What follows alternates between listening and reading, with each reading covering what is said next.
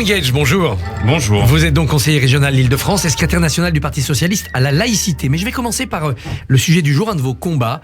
Vous êtes le coordinateur national de la semaine de la dénutrition. De quoi s'agit-il exactement ? Il s'agit d'une maladie, merci de me permettre d'en parler, d'une maladie oubliée, très méconnue, qu'on connaît tous autour de soi. C'est pas la malnutrition pour des problèmes de précarité économique. C'est, pour faire simple, quand on est malade, quand on est âgé, c'est souvent inéluctable de perdre l'appétit. Par contre, c'est pas du tout normal de perdre du poids. On a malheureusement tous connu un malade du cancer qui a perdu beaucoup de poids, une personne âgée, un malade d'Alzheimer. Or, c'est pas une fatalité de perdre ce poids, et c'est en fait un défi gigantesque pour l'ensemble de notre système de santé, pour que notamment, pour parler concrètement, à l'hôpital, on arrête de mal bouffer. La vérité, c'est qu'on sait qu'à l'hôpital, les plateaux, c'est pas terrible. Alors qu'Hippocrate disait que ton aliment soit ton premier médicament. Et donc, cette semaine de la dénutrition, qui est portée par le collectif de lutte contre la dénutrition, notamment le professeur Éric Fontaine, depuis plusieurs années, essaye de sensibiliser et le grand public et les professionnels de santé à la manière de prévenir.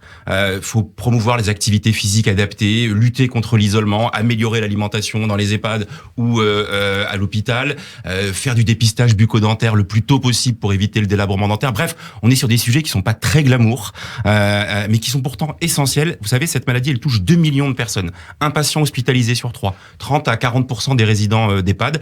Et donc, à l'occasion de cette semaine, il y a plein d'actions partout en France pour permettre justement de sensibiliser et le grand public et les professionnels de santé. Par exemple, les professionnels de santé que j'aime beaucoup, il y a un truc qu'ils font pas très bien, c'est le suivi du poids. Quand vous allez chez le médecin, de moins en moins, on vous pèse, notamment quand vous êtes avec une maladie chronique ou que vous êtes très âgé, alors que la perte de poids involontaire, ça peut être très dangereux. Et on a un autre petit problème, c'est que culturellement en France, on est focalisé sur les régimes, sur la lutte contre l'obésité, alors que les sujets de dénutrition, je vous dis, ça concerne beaucoup de monde. Donc merci de permettre d'en parler. Il y a un site internet qui s'appelle luttecontreladénutrition.fr. Vous aviez, après le confinement, mené une réflexion au niveau national sur l'isolement des personnes âgées. Est-ce que des mesures ont été prises dans la foulée ?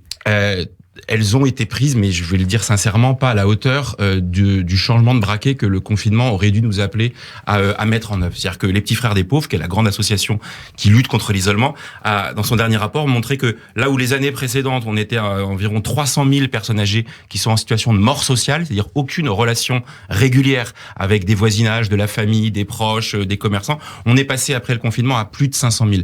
Et donc, on est là vraiment sur un des sujets centraux de ce que devrait être une réforme du grand âge et de l'autonomie, mais patatras, malheureusement, cette grande réforme qui avait été annoncée avant le confinement, qui aurait dû être confirmée et confortée, parce que cette crise, elle a mis au milieu du village les sujets relatifs au vieillissement de la population, malheureusement, et de manière très paradoxale, et je le regrette, cette réforme a été totalement abandonnée, et elle n'aura pas lieu avant la fin du quinquennat. Alors l'épidémie revient, on parle d'une 5e vague, retour du masque à l'école, 3e dose obligatoire pour valider son passe sanitaire si on a plus de 65 ans.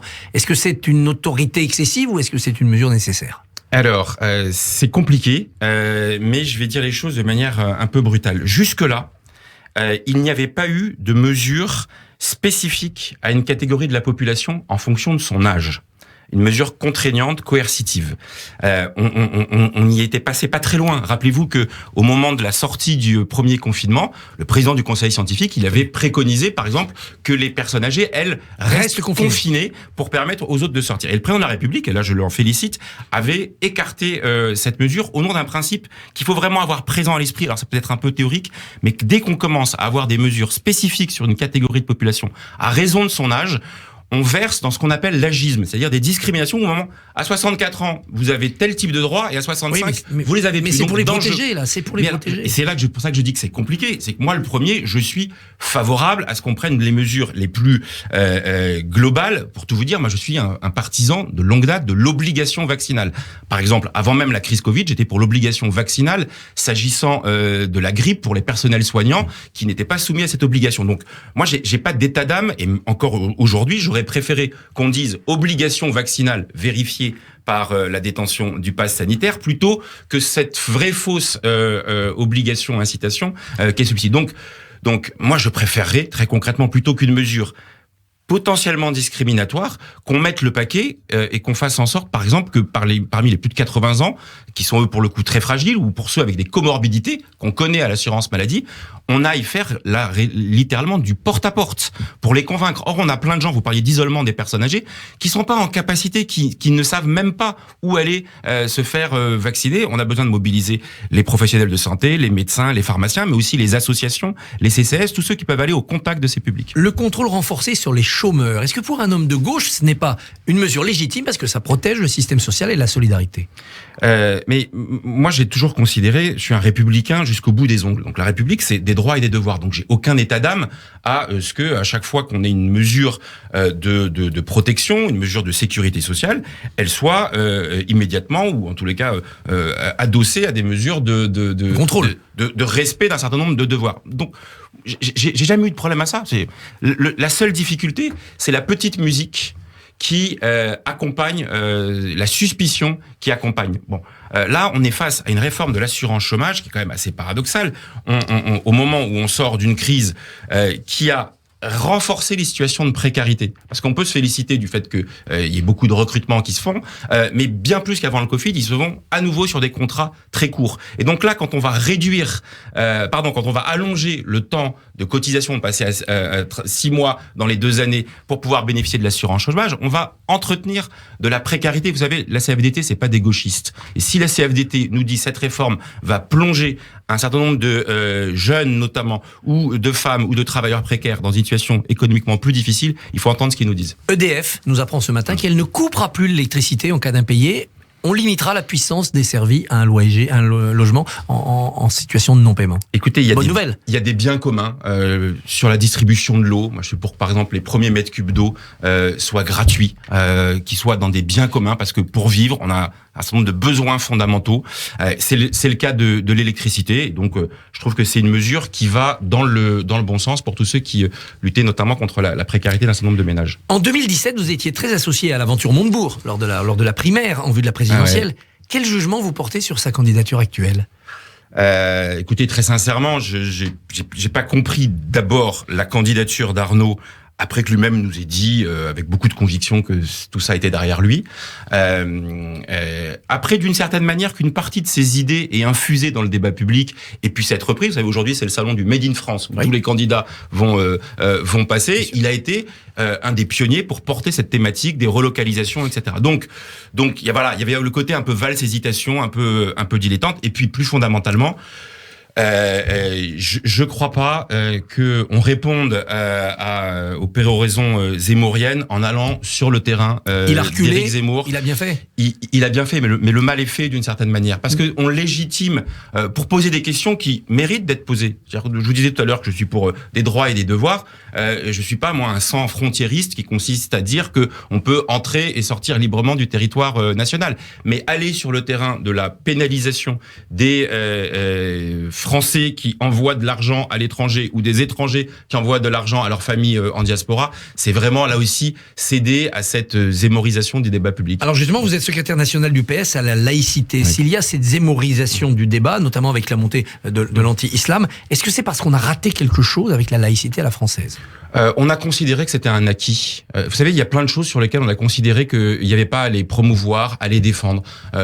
Même la démocratie, d'une certaine manière. Or, la laïcité, c'est un combat de chaque instant.